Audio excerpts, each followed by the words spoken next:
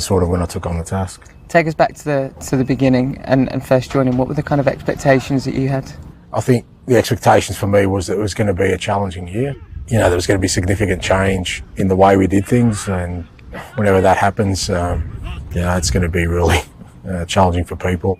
And I do enjoy it. I mean, it's kind of what excites me about sort of starting a new role is that, it's always interesting to see how people react, and people, react differently. And my gut instinct was that, for the most part, I think the players would embrace it. I was really happy with the coaching staff we'd put together. I was really excited by that.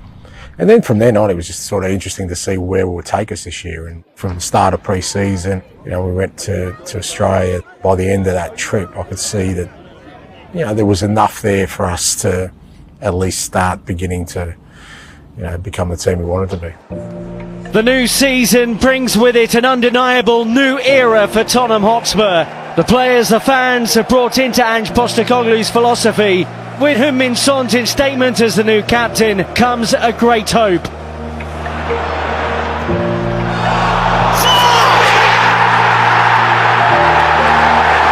It's the first at home under the new head coach. Postecoglou is well and truly up and running. What a way to start.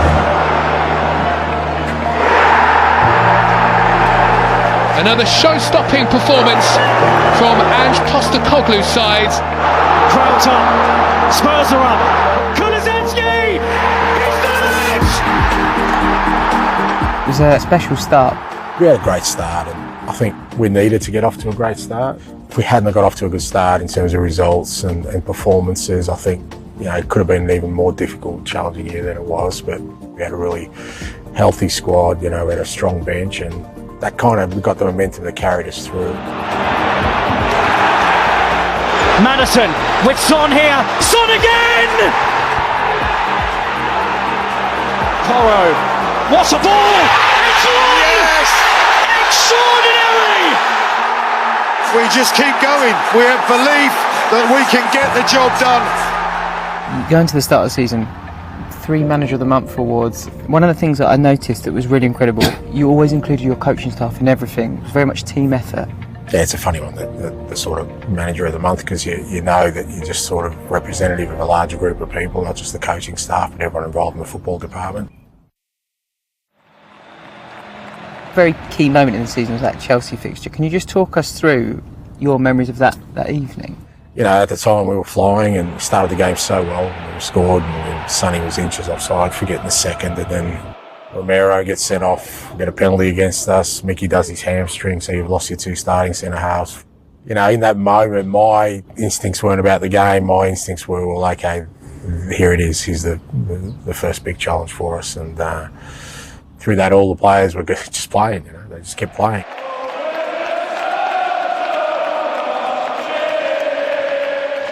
Fans just want to see their players giving everything they've got to their football club, irrespective of the outcome. And if you do that, there'll always be an appreciation. There's no doubting that night the boys emptied the tank, they gave everything.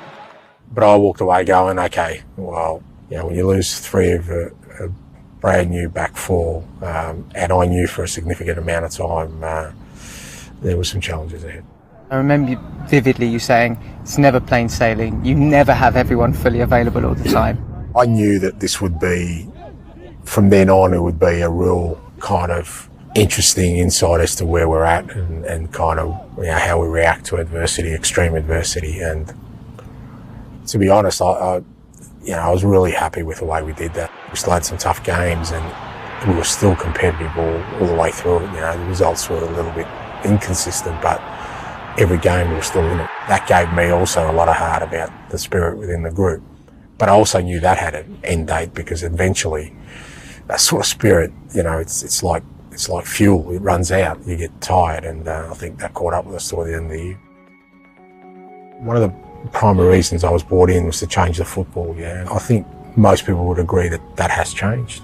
And I also knew that we'd have some massive challenges in my first year, and we've had that as well. So I think I've got a really good handle now, having us going through the good times and the adversity of, what it's going to take to get to sort of the next steps. Can you give us a little insight? What's to come next season? I'm pretty confident we'll we'll see our football on a more consistent basis. I'm a lot more confident that the group will be able to sustain our levels of performance.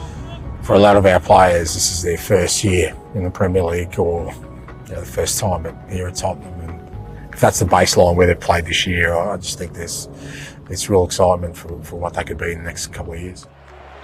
It has been a challenging year, and it might get skewed a little bit with the way the season's finished, but I think we've had some memorable times, some fantastic games at the stadium, some unbelievable finishes. I think stuff that they'll remember for quite a while, and they were a big part of that, the supporters, the atmosphere they created. It's not coincidence we scored so many late goals, and because of the atmosphere they created in the stadium. And I'm really looking forward to again, starting the year in a positive fashion and creating a real sort of unique environment within Tottenham Stadium. And from what I've seen this year, they're going to get some real heroes to follow in the next couple of years. I think that's important for fans. It's not just about the team. They want players who, they want to worship, and I can see quite a few in this group that are going to end up, making a real impact at this football club, and I think the supporters will enjoy watching that happen. And just thank